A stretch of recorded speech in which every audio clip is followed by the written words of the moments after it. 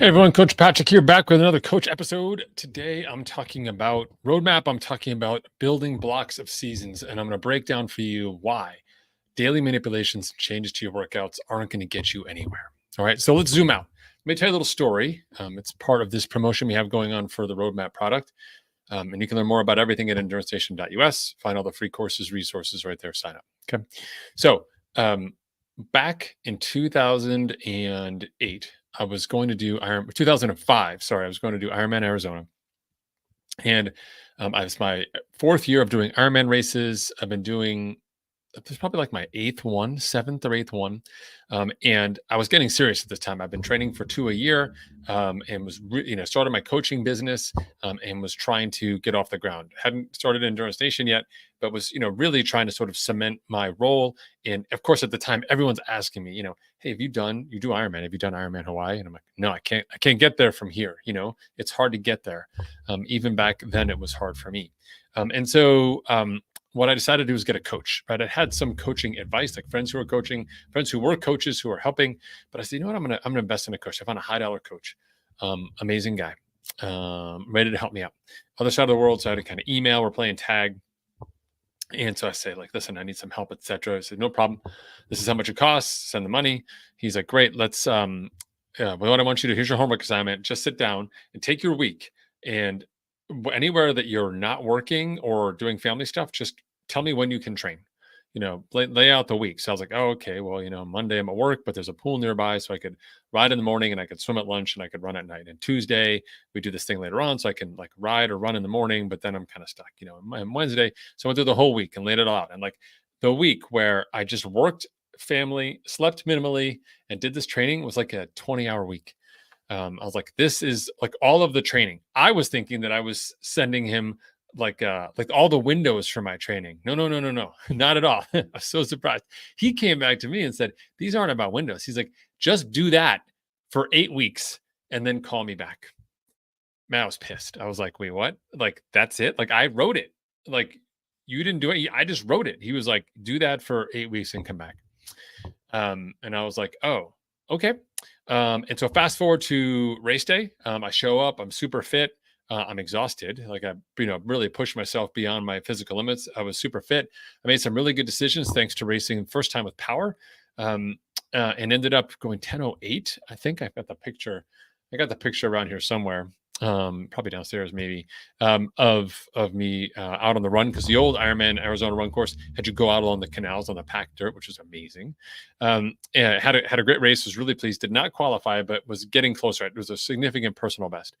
The net result really was that I was fitter than I'd ever been. And it was the least complicated program I'd ever done. In fact, I wrote it myself. And that really inspired me when I got into Endurance Nation and started coaching at scale, was to understand the component and the role of a coach, the components of a training plan, but the role of a coach. And as data and information has evolved, we live in a world now where we wear devices all the time. I'm wearing this ring right now, measuring my sleep and what happens to me during the day.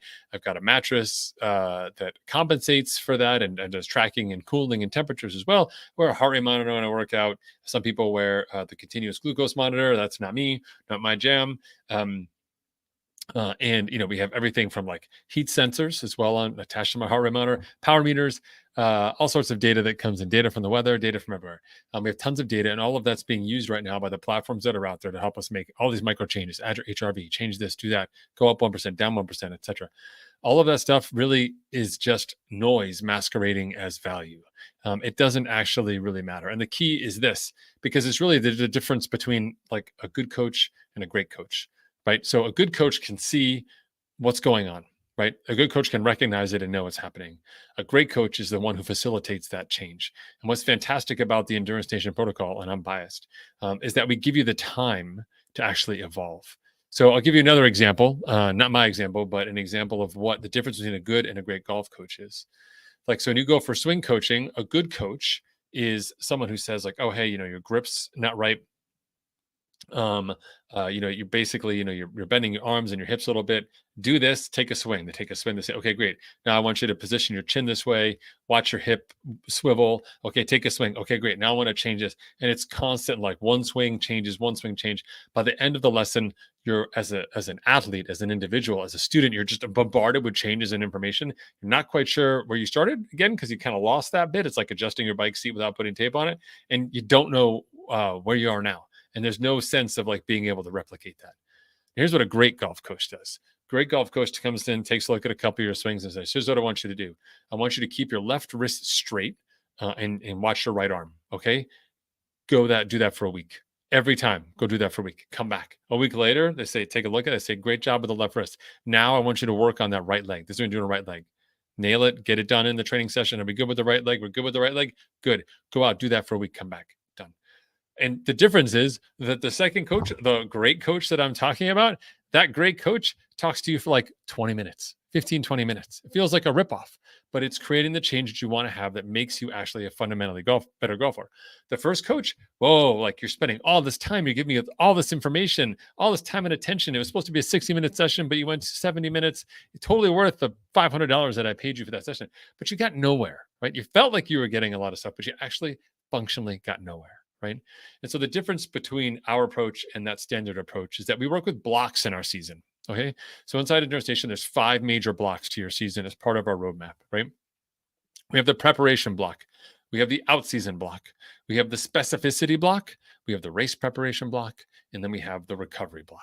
Okay. So let's kick it off, right? Transition. What is transition? Transition is what we do as we enter into a season. We're transitioning out of last season, or transitioning off of an injury, or transitioning out of being sedentary, whatever it is that you want, right? So we say, okay, we're going to bring it in like that. Okay.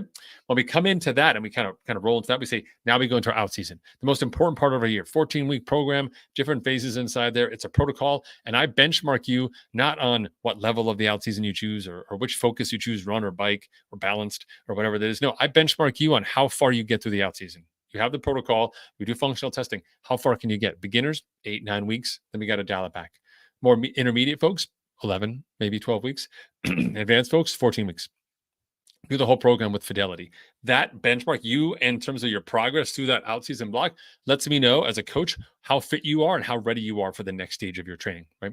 We come out of that and we move into our specificity block. This is where we dial in on a particular discipline as it relates to your need for development, as we've learned in the out season, and then also related to your race goals. So we'll say, do we need bike specificity, bike volume? We need bike strength, bike endurance, run specificity, again, run volume, run strength, run discipline. So we go through all of that, right? Figure it out, right? And then we go into the race prep. And here we go again, another big block, 12 weeks. You're going to move through the protocol where you're actually doing benchmarking sessions, you're doing some challenge rides, you're doing some race simulations. All of this is protocols that allow you to get through it. Everyone goes through the same 12 weeks. Yes, there's some variety levels in terms of what you can do. Again, predicated by the out season and the early indicators of your fitness and how you've survived basically the bulk of the year and exited the specificity block. And you go through that. And the whole point here is to not just make you super strong. We've already gotten super strong inside Endurance Nation. We're getting you ready for race day. And race day is about execution, not fitness. That's a really high piece where we actually need you to be dialed in, not doing so much work because we're doing just as much work mentally and strategically as we are physically in those last 12 weeks. And then we go into recovery. The most underrated block of the season. This is where all of the adaptation happens. People think it's in the training side. That's like the sexy part. Numbers go up. Some lines go up, some lines go down, and the ones that go up are good, and the ones that go down when they're supposed to go down are good. And if the down goes up and the up goes down, that's bad, right? I call it. You know who I am talking about, right? All right, your training numbers, right? So, when we think about that from a recovery standpoint, we actually give you time to absorb, right? Because you go to the gym and we do a bunch of bench presses and stuff like that. We come out of that and we've never been so weak in our lives. Can't do it. Give me a day, still pretty weak. 2 days, maybe a little better. 3 days, I'm really super strong. Same thing with racing endurance sports. After you do an Ironman or half Ironman or a big race, like a huge 8-hour gravel race, you're going to need a week to recover and compensate. We need your body to absorb that work. We're going to see those lines go, the up goes down and the down goes up. We're not happy about it, but that's the process of absorption. That's actually becoming stronger, No metric for that, but that's actually what's happening. There's nothing out there that captures it. That's actually what happens. And then we can move on to the next phase of your year. Whether you're cycling through race prep again, you're going back to specificity, whatever it is that you need to do, we can work through it. And the best part about those 5 different blocks of the season is that when you're in a particular block, you're with hundreds of other athletes who are in the same block. When we do the out season every year, we have 300 to 400 athletes in the out season, going through the out season together. It's the most social time of the year. Race prep, same thing. I'm in a race prep. You're in race prep. Let's race together. Let's go. We can do it. Don't have to be doing the same race. Don't have to be doing the same discipline even, because race prep is the 12-week construct that we move through together. So it creates an opportunity for both social interaction, but also personal growth, because your job is to actually, with fidelity, execute this block of the plan. And that's the last part that I want to bring up as a highlight for you around the block methodology and the block approach to training, is that you actually get a program that you're going to follow for 6 weeks if it's specificity, 14 weeks if it's out season, 12 weeks if it's a race prep, 4 weeks or 2 weeks if it's recovery, depending on your race discipline. Now you've got new homework assignment for a set period of time. Very easy for you to focus in and dial in these objectives. One of the biggest problems when we have workout plans where you get just new updates every week, don't know what's going to show up, don't know why, you don't understand what's happening, and you also don't understand what it is you're supposed to be doing. I guess completing the workout makes sense, but what if I hit my numbers early? What is success really doing this whole thing? What if I skip this session? Am I now not going to be successful this whole week? I don't know. When we have the blocks of training inside Endurance Nation, we already know what it is you're starting at, and we know where it is where you want to go. If you get there in 3 weeks or 4 weeks, we can move on to the next block. We don't have to stick in the same place, but it allows you to focus in, have a standard week, become really good at executing that week, and then move to the next phase. The variety and the ownership of that process is actually one of the most critical success factors that exists around it. So I'll be telling you more about it as we come up in the upcoming weeks. We have a live event coming up on October 15th around what it means to create and use a roadmap. And that's open to anyone, not just Endurance Nation athletes now, because we've separated the roadmap product out. So you can actually work with me. We'll map your season. We'll lay it out. Submit your races. I'll give it back to you with a video call. You have everything you need to be successful. So whether you use our workouts or use your own workouts, you'll know that you're entering your season with the macro structure you need and the guidance required to be successful at a macro level, which then allows you to move down and get a little more granular as you go. Don't let the data and the numbers decide who you are as an athlete. Remain in charge. Hold on to the steering wheel. We're not ready to be a self-driven or self-driving, endurance athlete at all right now. Like, we still need to stay in control.